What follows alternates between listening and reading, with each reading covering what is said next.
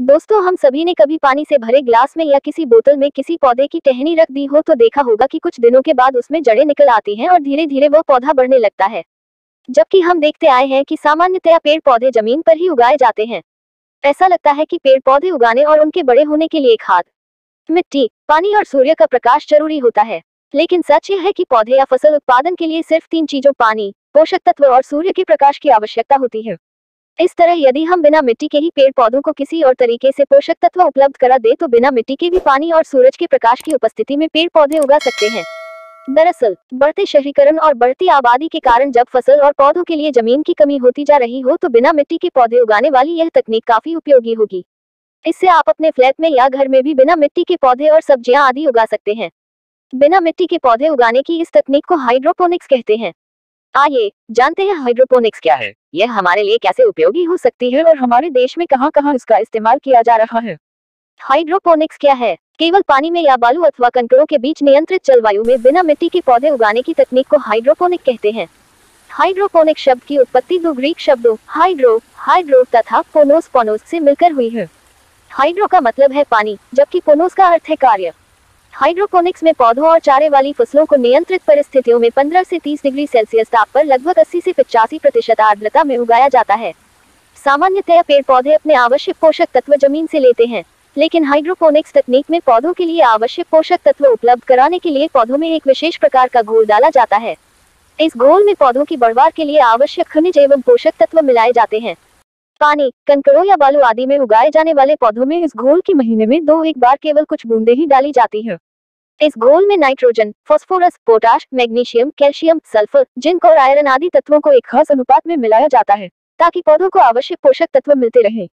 कहां-कहां हो रहा है हाइड्रोपोनिक्स का उपयोग? हाइड्रोपोनिक्स तकनीक का कई पश्चिमी देशों में फसल उत्पादन के लिए इस्तेमाल किया जा रहा है। हमारे देश में भी हाइड्रोपोनिक्स तकनीक से देश के कई क्षेत्रों में बिना जमीन और मिट्टी के पौधे उगाए जा रहे हैं और फसलें पैदा की जा रही हैं।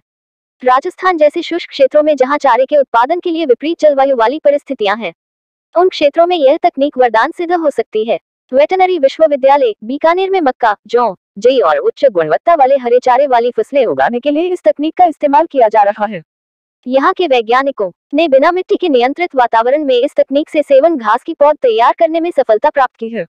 इससे खुले खेतों में सेवन घास को उगाने और हल्के फुल्के बीजों की बुआई में आने वाली कठिनाइयों को दूर करने में मदद मिलेगी और इस तरह सेवन घास चारागाहों का तेजी से विकास किया जा सकेगा। यहाँ यह बताना उचित होगा कि राजस्थान जैसे विपरीत जलवायु परिस्थितियों वाले राज्यों में चारागाहों के लगातार घटने तथा संतुलित पोषक आहार न मिलने के कारण अच्छी दुधारू नस्ल के पशुओं की हालत चिंताजनक हो रही है।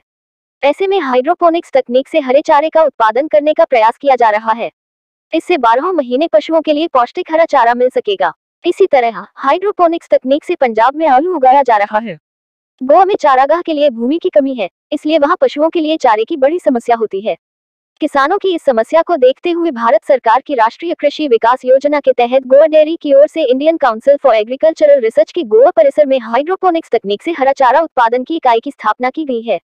ऐसी ही 10 और इकाइयां गोवा की विभिन्न डेयरी कोऑपरेटिव सोसाइटियों में लगाई गई हैं। प्रत्येक इकाई की प्रतिदिन 600 किलोग्राम हरा चारा उत्पादन की क्षमता है। क्या लाभ है हाइड्रोपोनिक्स के? परंपरागत तकनीक से पौधे और फसलें उगाने की अपेक्षा हाइड्रोपोनिक्स तकनीक के कई लाभ हैं। इस तकनीक से विपरीत जलवायु परिस्थितियों में उन क्षेत्रों में भी पौधे उगाए जा सकते हैं जहां जमीन की कमी है अथवा वहां की मिट्टी उपजाऊ नहीं है। हाइड्रोपोनिक्स के प्रमुख लाभ इस प्रकार हैं। 1. इस तकनीक से बेहद कम खर्च में पौधे और फसलें उगाई जा सकती हैं।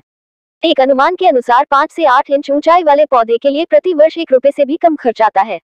2. इस तकनीक में पौधों को आवश्यक पोषक तत्वों की आपूर्ति के लिए आवश्यक खनिजों के घोल की कुछ बूंदें ही महीने में केवल 1-2 बार डालने की जरूरत होती है, इसलिए इसकी मदद से आप कहीं भी पौधे उगा सकते हैं।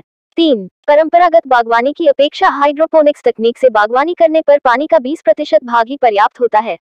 4. यदि हाइड्रोपोनिक्स तकनीक का बड़े स्तर पर इस्तेमाल किया जाता है तो कई तरह की साग सब्जियां बड़े पैमाने पर अपने घरों और बड़ी बड़ी इमारतों में ही उगाई जा सकेंगी।